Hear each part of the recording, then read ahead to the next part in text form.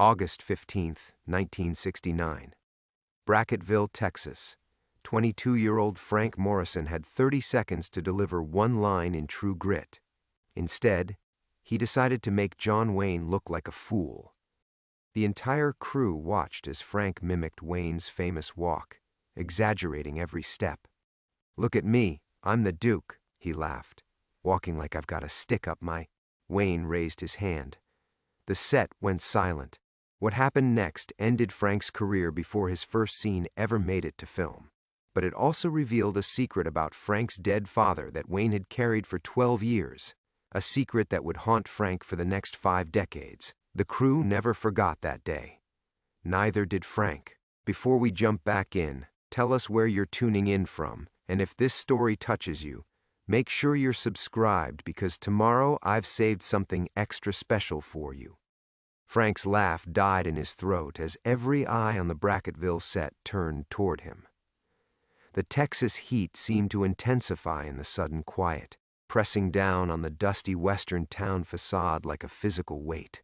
His 22-year-old bravado crumbled as he stood there, frozen mid-strut, still caught in his crude imitation of America's most beloved cowboy.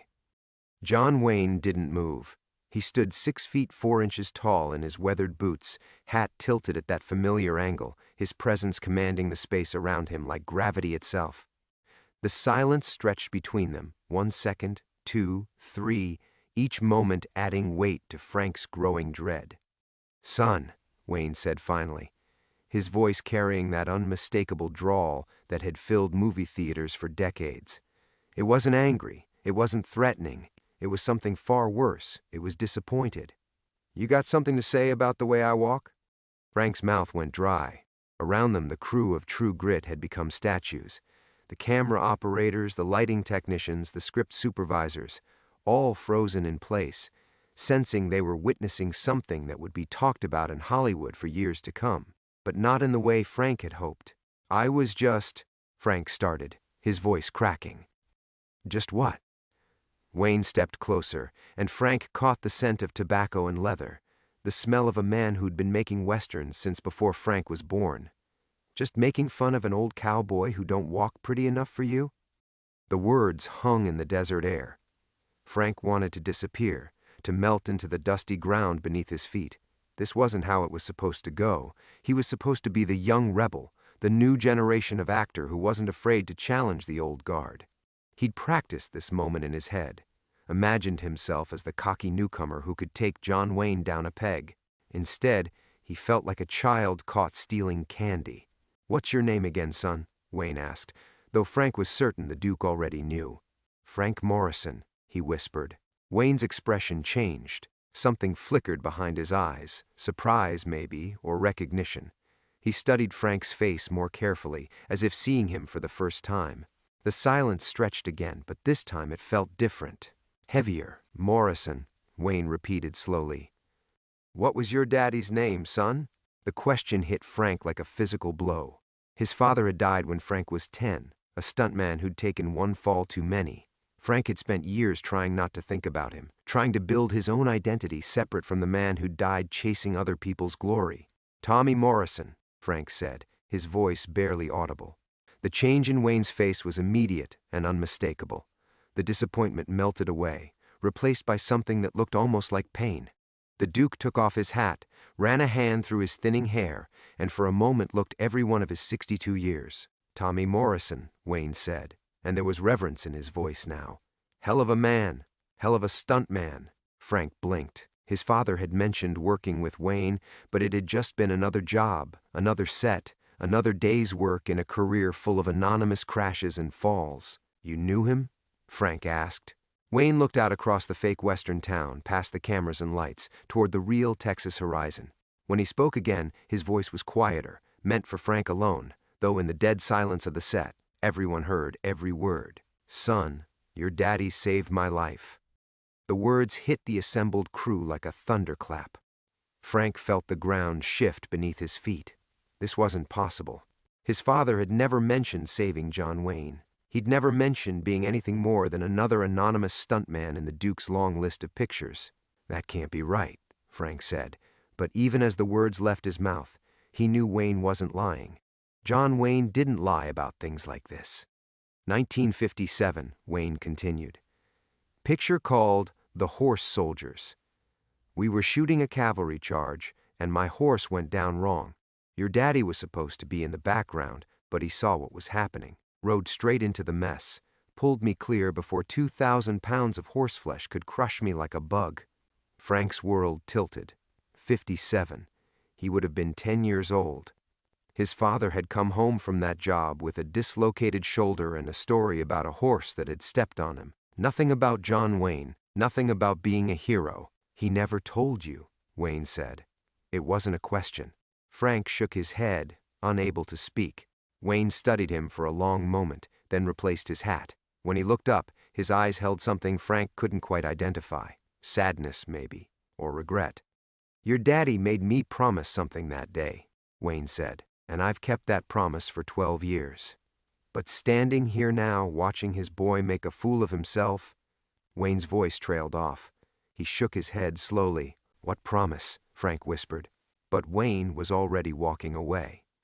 The words echoed in Frank's mind as he stood there in the swirling dust of Wayne's departure. Your daddy made me promise something. Around him, the crew began to move again like a machine slowly grinding back to life, but their movements felt distant, underwater. Frank barely noticed the costume assistant who tried to hand him his script, or the second ad calling for positions. He was trapped in 1957, trying to picture his father, not the broken man who'd come home that last time, but the hero who'd saved John Wayne's life. Morrison. The voice belonged to George Stevens, the director, his weathered face creased with something between sympathy and irritation. You okay, son? Frank nodded automatically, though he wasn't okay. He wasn't anything close to okay. His hands were shaking, and he shoved them deep into his costume's pockets to hide the tremor. Good, Stevens said, though his eyes suggested he didn't believe it. Because we've got work to do. The rest of the day passed in a haze. Frank delivered his 3 lines as Cavalry Officer 2 without incident, but he felt like he was watching someone else perform. Between takes, he found himself studying Wayne from across the set, trying to see past the legend to the man who'd known his father, who'd kept a promise for 12 years. When the dinner break was called, Frank didn't join the other actors at the catering truck. Instead, he walked to the edge of the fake town, past the saloon facade and the general store, until he reached the place where the movie magic ended and the real Texas began. The sun was setting, painting the desert in shades of amber and rust that reminded him of the photographs his mother used to keep on the mantelpiece, pictures of his father on various sets, always in the background, always anonymous. You look like him, you know. Frank spun around. Wayne stood about 10 feet away, his costume hat in his hands, his gray hair stirring in the evening breeze. Up close, without the cameras rolling, he looked tired. Human. I was wondering when you'd come, Frank said, surprised by his own boldness. Wayne smiled, not the practiced Hollywood smile, but something smaller and sadder. Your daddy had that same stubborn streak. Once he got his teeth into something, he wouldn't let go. They stood in silence for a moment, 2 figures silhouetted against the dying light. Frank wanted to ask 1,000 questions, but the words seemed to stick in his throat. Finally, Wayne spoke. He made me promise not to help you, he said quietly. Said he didn't want his boy trading on his daddy's sacrifice. Said you had to make it on your own merit, or not at all. The words hit Frank like a physical blow. Help me? I offered, Wayne said. After he died, I went to see your mother. Told her I owed the Morrison family a debt. Could have gotten you into any studio in town, any picture you wanted. Supporting roles, real parts with real lines.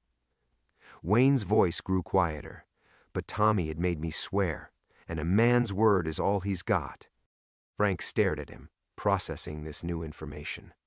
All those years of struggle, of audition after audition, of sleeping 3 to a room in Fleabag apartments while he chased his dreams. All those rejections, all those times he'd wondered if he was good enough, if he had what it took. And Wayne had been watching, honoring a promise to a dead man. So what changed? Frank asked. Why tell me now? Wayne put his hat back on, adjusting it to that familiar angle. Because watching you out there today, making fun of something you don't understand. He shook his head. That's not the boy Tommy Morrison raised. That's not the son he died protecting. He died in a car accident, Frank said automatically, reciting the story he'd been told for 12 years. No, Wayne said simply. He died because he never learned to say no when someone needed help. 3 days after he saved my life, he took a stunt job he should have turned down. Horse fall that went bad. Did it because the regular guy was sick and the production was behind schedule. Wayne's eyes found Frank's in the gathering darkness. Your daddy died because he was a hero, son. That was his blessing and his curse. The desert wind picked up, carrying the scent of sage and dust and something else, something that smelled like memory. Frank felt something crack inside his chest, a wall he'd built around his father's memory, around the pain of losing him so young. I don't understand, Frank whispered. Your daddy knew what kind of man he was, Wayne said. And he knew what kind of man he wanted you to be. Not someone who rode on his coattails, but someone who earned his place. Wayne turned to go, then paused. Question is, son, what kind of man are you going to choose to be? As Wayne walked back toward the lights of the set, Frank remained at the edge of the desert, staring into the darkness and feeling the weight of a promise he'd never known existed. Frank stood in the gathering darkness for what felt like hours, though it couldn't have been more than 20 minutes. The desert air had turned cold, and the distant sounds of the film crew packing up for the night seemed to come from another world entirely. He kept replaying Wayne's words, turning them over in his mind like stones he was trying to polish smooth. Your daddy died because he was a hero. The phrase felt foreign, impossible to reconcile with the broken man he remembered from those final months. When he finally walked back to the hotel, Frank's legs felt unsteady beneath him. The other actors were gathered in the bar, their voices carrying through the lobby as they rehashed the day's shooting. Frank avoided them, taking the stairs 2 at a time to his room on the 3rd floor. He needed to think. He needed to understand. The room was small and plain, furnished with the kind of anonymous furniture that populated every motor lodge from Los Angeles to El Paso. Frank sat heavily on the edge of the bed and stared at the telephone on the nightstand. He should call his mother. She was the only person who could confirm Wayne's story, the only one who knew the truth about his father's death. But it was past 11 o'clock, and Dolores Morrison had always been an early sleeper. Besides, what would he say? Mom, I just found out everything you told me about Dad's death was a lie. The conversation would have to wait until morning. Frank pulled off his boots and lay back on the thin bedspread, still fully clothed. Sleep felt impossible, but exhaustion was pulling at him like an undertow. He closed his eyes and tried to summon his father's face, but the memories were 13 years old and faded around the edges. What he remembered was a tall man with calloused hands and a laugh that filled their small apartment. A man who came home sore and tired but never complained. A man who died when Frank was 10 and left behind a hole that had never quite healed. Somewhere around 3 in the morning, Frank finally drifted off into restless dreams filled with horses and dust and his father's voice calling his name. He woke to pounding on his door. Frank sat up, disoriented, sunlight streaming through the thin curtains. His mouth tasted like cotton, and his neck ached from sleeping at an odd angle. The pounding came again, urgent and insistent. Morrison, open up. Frank recognized the voice. Jimmy Castellanos, one of the assistant directors. He stumbled to the door, running a hand through his hair, and turned the deadbolt. Jimmy stood in the hallway, his face flushed and his clipboard clutched against his chest. Behind him was a man Frank didn't recognize, older, wearing a rumpled gray suit that had seen better days. Frank Morrison? The stranger asked. Yeah, that's me. The man stepped forward, reaching into his jacket pocket. For a moment, Frank's still foggy brain wondered if this was some kind of shakedown, but the man produced only an envelope, thick, cream-colored paper with Frank's name written across it in careful script. This is for you, the man said. I've been looking for you for 3 days. Frank took the envelope, his fingers tracing the unfamiliar handwriting. Who's it from? A client of mine. Was, anyway. He passed last month. The man adjusted his tie, looking uncomfortable. Name was Marcus Webb. He was a stuntman, worked with your father back in the day. The name meant nothing to Frank, but something cold began to settle in his stomach. First Wayne's revelation, now this. It felt like the past was reaching out with grasping fingers, demanding his attention. "Mr. Webb left specific instructions," the man continued. "Said this letter was to be delivered to Tommy Morrison's boy, and only if he was working on a picture with John Wayne. Took me a while to track you down." Frank stared at the envelope. His name was written in fading blue ink, but underneath it, in different handwriting, were two words that made his blood run cold: the truth. "What kind of instructions?" Frank asked, though he wasn't sure he wanted to know. "The sealed kind," the man said. "But he mentioned something about a promise. Said you'd understand when the time came." He tipped his hat. "That's all I know, son. My job's done." Frank watched the stranger disappear down the hallway, leaving him standing in his doorway holding an envelope that felt heavier than lead. Jimmy was still there, shifting his weight from foot to foot. "You okay, Morrison? Call time's in 30 minutes. Frank nodded absently. "Yeah, I'll be there." But as he closed the door and turned the envelope over in his hands, Frank knew with absolute certainty that nothing would be okay again. Whatever was in this letter, whatever truth Marcus Webb had felt compelled to preserve, it was going to change everything. The seal cracked easily under his thumb, as if it had been waiting 13 years for this moment. Frank's hands trembled as he unfolded the letter. The paper was yellowed at the edges, and the ink had faded to a pale blue that reminded him of his father's eyes. Outside, he could hear Jimmy's footsteps retreating down the hallway, but the sound felt distant, muffled, as if it were coming from underwater. "If you're reading this, then Duke finally told you the truth about your daddy. Figured he would eventually. Man never could keep a secret when it mattered." Frank's breath caught. He read the opening lines twice before continuing. "My name is Marcus Webb, and I was there the day your father died. Not the lie they told you about a car accident, but the real death. The one that happened because Tommy Morrison couldn't watch another man fall without trying to catch him." The words blurred. Frank sank into the room's single chair, his legs suddenly unable to support him. Through the thin walls, he could hear other actors getting ready, the mundane sounds of zippers and running water that belonged to a world he no longer felt part of. "Your daddy made Duke promise to stay away from you, and Duke kept that promise like he keeps all his promises. But promises can become prisons, boy, and some truths are too big to stay buried forever." Frank set the letter down, his hands shaking too badly to continue. He needed air. He needed space. He needed this to not be happening. But when he tried to stand, his knees buckled, forcing him back into the chair. A knock at the door made him jump. "Frank?" A woman's voice, unfamiliar. "It's Sarah Mitchell from Makeup. They sent me to—" The door handle turned, and a redhead in her 30s peered into the room. Her expression changed immediately when she saw his face. "Jesus, honey, you look like you've seen a ghost." Frank tried to respond, but no sound came out. Sarah stepped into the room, closing the door behind her, and her eyes fell on the letter in his lap. "Bad news from home?" she asked gently. "Something like that."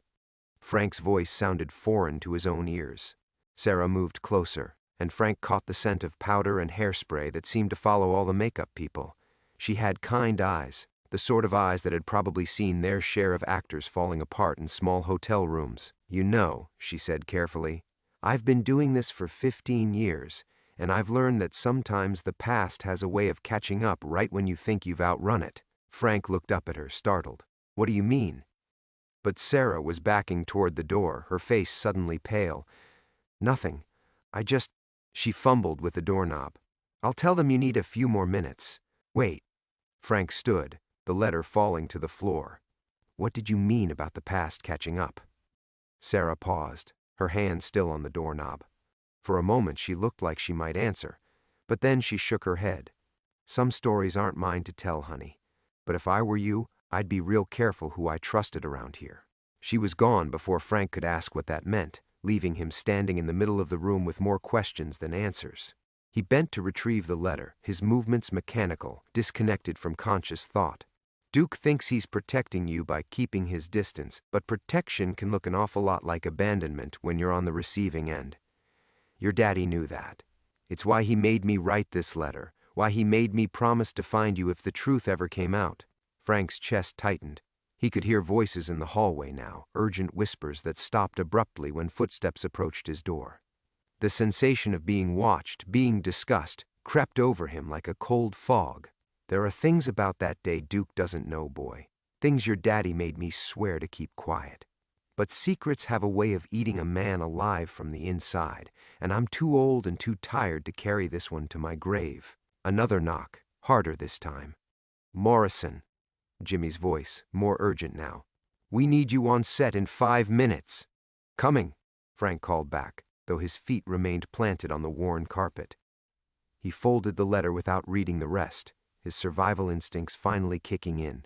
Whatever truth Marcus Webb wanted to share, it would have to wait. Right now, Frank had a job to finish, a career to salvage. But as he stuffed the letter into his jacket pocket and opened the door to Jimmy's anxious face, Frank couldn't shake the feeling that he was walking into a trap. The way Sarah had looked at him, the way she'd fled, it reminded him of the way people acted around dangerous animals or unstable explosives, or men whose fathers had died keeping secrets that someone very powerful wanted to stay buried. The walk to the set felt like a death march. Frank's legs moved automatically, carrying him through the hotel corridors and out into the blazing Texas morning, but his mind remained trapped in that small room with Marcus Webb's unfinished letter burning in his pocket. Every face he passed seemed to register recognition, then quickly look away. The script supervisor, 2 grips he'd shared drinks with the night before. Even the catering truck driver avoided eye contact. They all knew something. There he is. Jimmy's relief was palpable as they approached the recreated Fort Smith courthouse where today's scenes would be shot. Costume wants to touch up your uniform, and makeup needs to powder that shine off your forehead. But Frank barely heard him. His attention was fixed on John Wayne, who stood 30 yards away in deep conversation with George Stevens. Even at this distance, Frank could see the tension in Wayne's posture, the way his hands gestured more sharply than usual. Stevens kept glancing in Frank's direction, his expression troubled. Morrison. Sarah appeared at his elbow, makeup kit in hand, but her earlier warmth had vanished. She worked quickly and silently, her touch professional but distant. When she moved to powder his forehead, Frank caught her wrist. "What did you mean before?" he whispered. "About being careful who I trust." Sarah's eyes darted around the set before settling back on his face. "You really don't know, do you?" She shook her head. "Your father didn't just save Wayne's life, honey. He saved Wayne's career.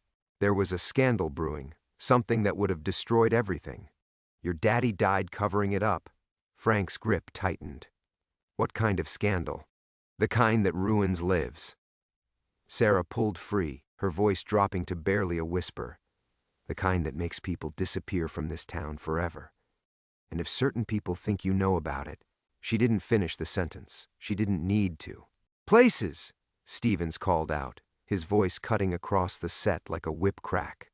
"We're burning daylight here." Frank found his mark beside the courthouse steps, his mouth dry as dust. The letter seemed to pulse against his chest like a second heartbeat, demanding attention he couldn't give. Not yet. Not here. Surrounded by people who apparently knew more about his father's death than he did. The scene was simple enough. Cavalry Officer 2 delivering a message to the local sheriff. 3 lines, maybe 30 seconds of screen time. But as the cameras rolled, Frank found himself stumbling over words he'd rehearsed a dozen times. His voice cracked on the second take. By the third, sweat was streaming down his face despite the morning chill. "Cut!" Stevens stormed over, his patience clearly exhausted. "What the hell is wrong with you, Morrison? It's 3 goddamn lines." "I'm sorry, Sorry doesn't fix film stock," Stevens snapped. "Either get your head in the game or get off my set." The words stung worse than a slap.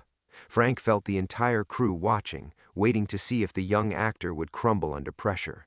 In the periphery of his vision, he saw Wayne approaching, and panic rose in his throat. "Give him a minute, George." Wayne's voice carried the quiet authority that had commanded screens for 2 decades. "Kid's got something on his mind." Stevens threw up his hands.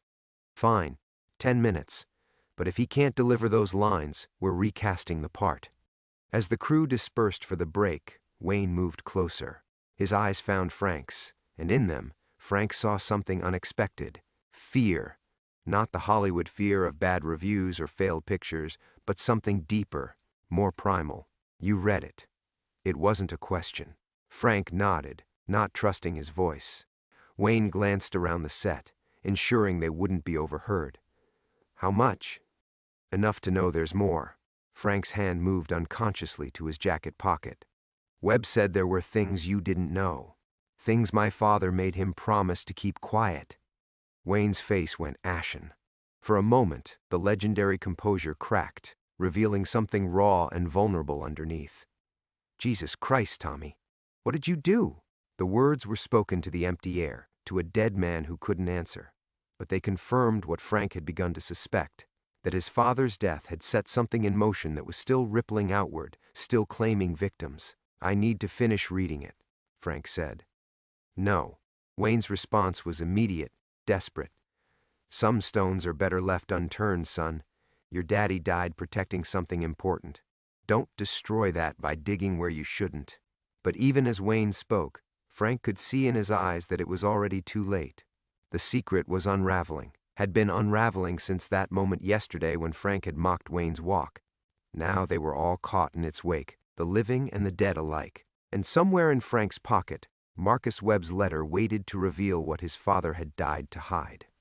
Frank pulled the letter from his pocket with shaking hands, ignoring Wayne's sharp intake of breath. The remaining pages felt thin as tissue paper, fragile enough to crumble at his touch. Around them, the crew maintained their break, but Frank could sense the stolen glances, the whispered conversations that stopped when he looked up. Frank, please. Wayne started, but Frank was already unfolding the yellowed paper. The day your daddy died, we weren't working on any Western. We were cleaning up a mess Duke had made the year before, when he was still drinking heavy and running with the wrong crowd. There was a girl, barely 18, sweet little thing from Oklahoma who thought the movies were all glamour and romance. Frank's stomach lurched.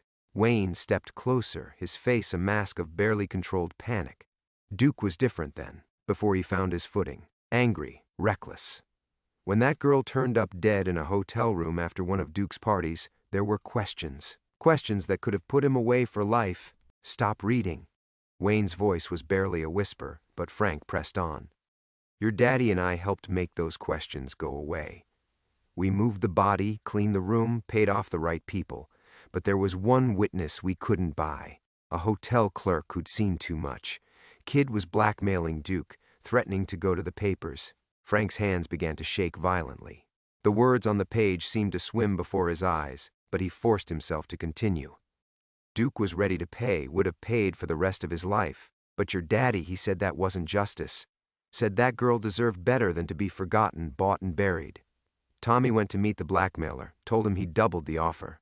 But when they met at that construction site, my God, Frank breathed.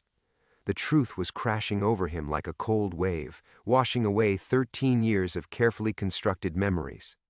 The kid panicked when he saw Tommy wasn't alone. I was watching from a distance in case things went south. He pulled a gun, started shooting wild. Your daddy tackled him, and they both went over the edge. The fall killed them both instantly. Frank looked up at Wayne, his vision blurred with tears of rage. You let me think he was a hero. You let me believe he was a hero, Wayne said desperately. Tommy saved my life that day, my career. He was a criminal. The words exploded from Frank's chest. You both were.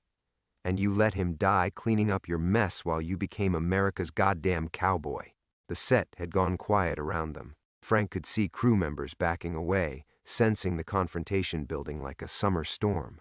But he couldn't stop, couldn't contain the fury that was pouring out of him like poison from a lanced wound. We told the police it was a construction accident, Frank. 2 men who'd been drinking, fell from some scaffolding. Duke wanted to tell you the truth when you were older, but I talked him out of it. What good would it do? Your daddy was dead either way. Better you remember him as a hero than as what he really was. What he really was, Frank repeated, his voice hollow. And what was that exactly? Wayne's composure finally shattered completely. A man who couldn't watch an innocent girl get erased from history. A man who risked everything to make sure she got justice, even if it came too late. His voice broke. Your father died because he was better than both of us, because he couldn't live with what we'd done. The admission hung in the air between them like a physical thing. Frank stared at the man who'd defined American heroism for a generation, seeing him clearly for the first time. Not a legend, but a coward who'd built his entire career on the grave of an unknown girl and the sacrifice of a better man. You know what the real joke is? Frank's laugh was bitter, broken. Yesterday, when I called you a fossil, when I mocked your walk, I thought I was punching up, thought I was taking down some self-righteous icon who had everything handed to him. Wayne flinched as if he'd been slapped. But I was wrong, wasn't I? Frank continued, his voice gaining strength. You're not untouchable. You're not even real. You're just a scared little boy playing dress-up in a dead man's shadow. My father's shadow. Frank, don't. Frank backed away, still clutching the letter. Don't say his name. You don't get to say his name anymore. As Frank turned and walked away from the set, from his career, from everything he'd thought he wanted, Wayne called after him one last time. Where will you go? Frank didn't look back. To find out who she was, to give her a name. Behind him, America's greatest cowboy stood alone in the dust, finally revealed for what he truly was, a monument built on lies, maintained by the sacrifice of better men. For 3 weeks, Frank had lived among towers of newspaper archives, police reports, and hotel records he'd paid desperate clerks to smuggle out of filing cabinets. The girl's name was Rebecca Caldwell, 18 years old, auburn hair, dreams of becoming a script supervisor. She'd left Tulsa with $60 and a letter of introduction to a casting agent who'd never heard of her. Frank traced his finger over her photograph, a high school graduation picture where her smile was so bright it seemed to illuminate the faded newsprint around it. 3 weeks of searching, and this was all that remained of Rebecca Caldwell, a 2-paragraph obituary that mentioned no family, no services, no one to mourn her passing. Accidental overdose. The coroner's report had listed as cause of death. Frank knew better now. He'd tracked down the detective who'd worked the case, a retired cop named Patterson who'd spent his pension on whiskey and regret. After enough drinks, Patterson had admitted the truth. The case had been buried from above, evidence had vanished, and a young woman's death had become nothing more than paperwork filed in the wrong drawer. The phone had been ringing for hours. Jimmy, probably, or maybe Stevens trying to salvage what was left of the production. Frank had walked off set 3 weeks ago and hadn't looked back. But Hollywood was a small town where burned bridges sent up smoke signals visible for miles. A knock at the door broke the silence. Frank ignored it, the same way he'd ignored the eviction notices and the increasingly desperate messages from his agent. But the knocking persisted, patient and rhythmic, like someone prepared to wait all night. I know you're in there, son. Wayne's voice hit Frank like a physical blow. He hadn't heard from the man since that day on the set, though he'd half expected this confrontation to come eventually. In Frank's experience, guilty men always returned to the scene of their crimes, drawn by some perverse need to witness the damage they'd caused. Frank opened the door without speaking. Wayne stood in the hallway looking older than his 62 years, his famous swagger replaced by the careful movements of a man carrying an enormous weight. His eyes immediately found the photographs and documents scattered across every surface of the small room. Rebecca Ann Caldwell, Wayne said quietly, stepping inside uninvited. Born March 15, 1948, died January 22, 1967. Wanted to work in pictures. You remember her name. Frank's voice was flat, emotionless. How thoughtful. Wayne moved closer to the makeshift memorial Frank had constructed on the room's single table.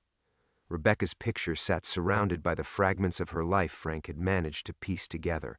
Her high school transcript, a letter to her sister back home, a receipt from the dress shop where she'd bought an outfit for her first Hollywood party. I remember everything about that night, Wayne said. The color of her dress, the way she laughed at my jokes, how young she looked when... His voice broke off. When what? When you killed her? Wayne's head snapped up. I didn't kill her. Then who did? Frank moved between Wayne and the table, protective of Rebecca's memory. Your letter said she died after one of your parties. You were there. She was 18 and trusting and dead. And somehow you walked away to become America's hero while she got buried in an unmarked grave. It wasn't supposed to happen. Wayne slumped into the room's only chair, suddenly looking every one of his years. None of it was supposed to happen. She was just this sweet kid from Oklahoma who got mixed up with the wrong people. I tried to protect her, tried to get her away from the party when things started getting out of hand, but what? Wayne stared at his hands. There were other men there, important men, studio heads, politicians. They had appetites, and they were used to getting what they wanted. When Rebecca tried to leave, they stopped her. And his voice dropped to a whisper. I was too drunk, too cowardly to do anything about it. The admission hung in the air like a curse. Frank felt something cold settle in his chest as the real truth finally emerged. Not the version in Marcus Webb's letter, but the uglier reality beneath it. She fought them, Wayne continued. God help me, she fought like a wildcat. But there were too many of them, and when it was over, when they realized what they'd done, he looked up at Frank with haunted eyes. They called it an overdose, made it look like she'd taken too many pills, trying to cope with the pressures of Hollywood. Just another small-town girl who couldn't handle the big city. Frank's knees gave out. He sank to the floor beside Rebecca's picture, finally understanding the full scope of what his father had died trying to expose. Not just a cover-up, but something far worse. A conspiracy that reached the highest levels of the industry his father had devoted his life to serving. Wayne's confession echoed in the cramped room like a death knell. Frank remained on the floor, staring at Rebecca's photograph while the full horror of what had happened settled over him like a suffocating blanket. The innocent girl's smile seemed to mock them both, accusing Wayne of his cowardice, condemning Frank for his ignorance. My father knew, Frank whispered, the words scraping his throat raw. He knew what really happened to her. Wayne nodded slowly, his famous composure completely shattered. Tommy figured it out when the studio called him and Webb to clean up the mess. He saw the bruises, the torn dress. He wasn't like us. He couldn't pretend it was just some tragic accident. Frank's hands clenched into fists. So he confronted them. Not them. Me. Wayne's voice carried the weight of 53 years of guilt. He came to my house the night before he died. Said he couldn't sleep knowing those animals were still walking free. Said Rebecca deserved justice, even if it destroyed us all. The room seemed to shrink around them as Frank finally understood. His father hadn't died in some heroic accident or even covering up a scandal. He'd died because he'd demanded accountability from men who considered themselves above such earthly concerns. You could have stopped him, Frank said, rising to his feet with terrible purpose. You could have stood with him, faced the consequences together. Instead, you let him go alone. I was terrified, Wayne admitted, the confession ripping out of him like a physical wound. These weren't just studio executives, Frank. We're talking about senators, federal judges, men who could make anyone disappear with a phone call. I thought if I kept my mouth shut, they'd leave your family alone. But that's not what happened, is it? Wayne's silence was answer enough. Frank moved to the window, staring down at the Hollywood streets where his father had once walked with hope and purpose, where Rebecca Caldwell had come to chase her dreams, where both had been consumed by the machinery of corruption and ambition. They killed him, Frank said, not a question but a statement of absolute certainty. Marcus Webb's letter about the construction accident, the blackmailer, the heroic tackle, all lies to cover up the fact that my father was murdered for trying to do the right thing. Webb believed it was the right choice, Wayne said desperately. He thought you deserved to remember your father as a hero rather than what he actually was. Frank spun around, his voice rising with each word. A man who stood up to monsters when everyone else cowered in silence? A man who chose justice over his own safety? You're right. I wouldn't want to remember him that way. I'd much rather think of him as someone who died covering up your crimes. Wayne flinched as if struck. Frank, please. No more lies. Frank moved to the table where Rebecca's photograph sat surrounded by the fragments of her stolen life.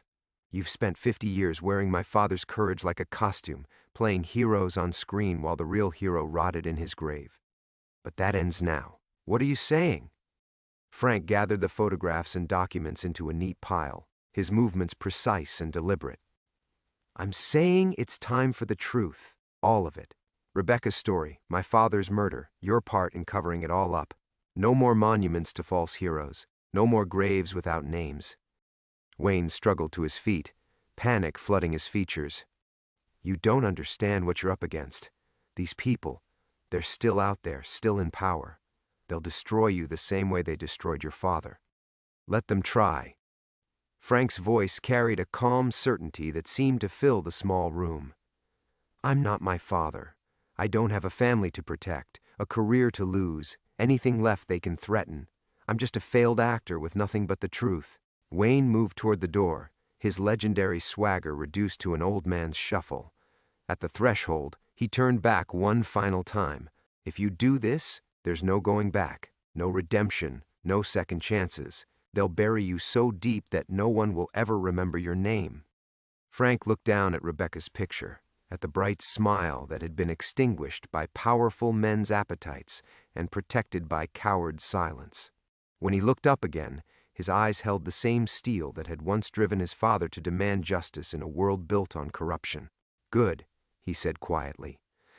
Maybe it's time someone in my family joined her. Wayne left without another word, taking with him the last vestiges of the myth he'd built on better people's graves. Alone again, Frank sat down at his typewriter and rolled in a fresh sheet of paper. At the top, he typed, "The true story of Rebecca Ann Caldwell." For the first time in 50 years, someone was going to remember her name. The typewriter keys felt heavy under Frank's fingers as he began to write. Each letter was a small act of resurrection, pulling Rebecca's story from the shadows where powerful men had buried it.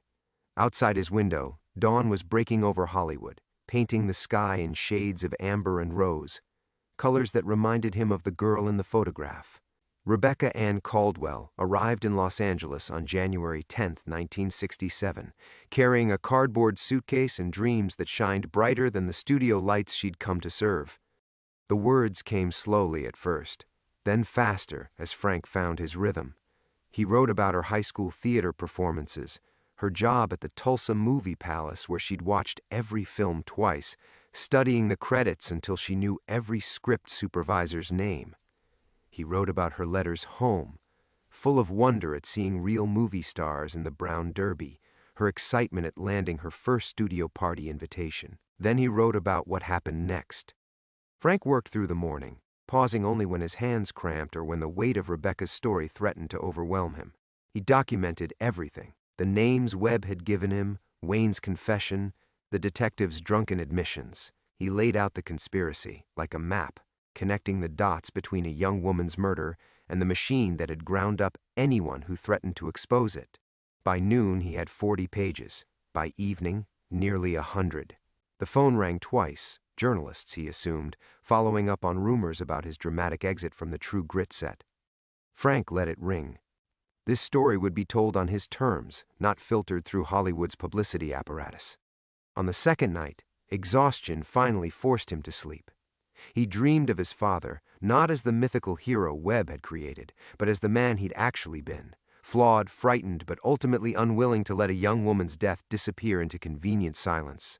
In the dream, Tommy Morrison stood beside Rebecca Caldwell, both of them watching Frank write, their faces peaceful at last. He woke before dawn and returned to the typewriter.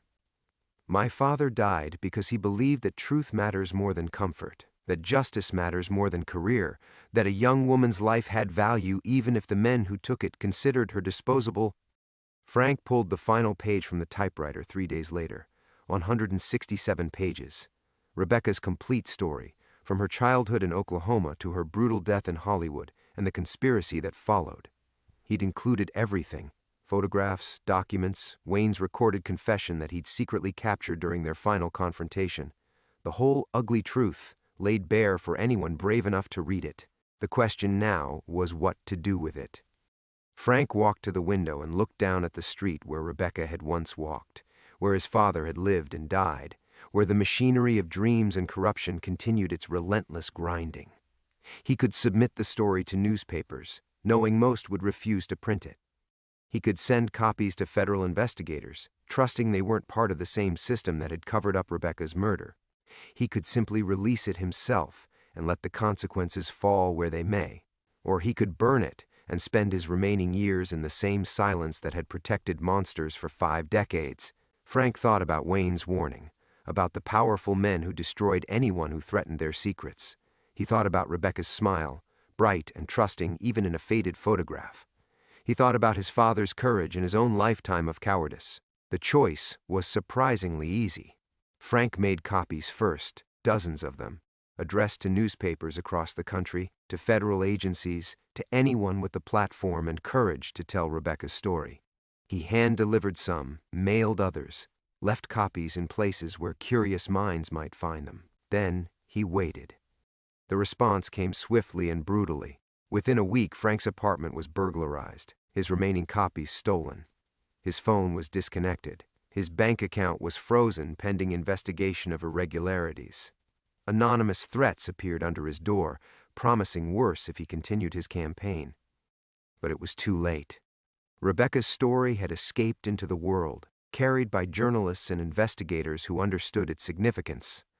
Wayne's career ended overnight. Studio executives resigned in disgrace. Federal investigations were launched. The machine that had protected murderers for 50 years finally began to rust and crumble.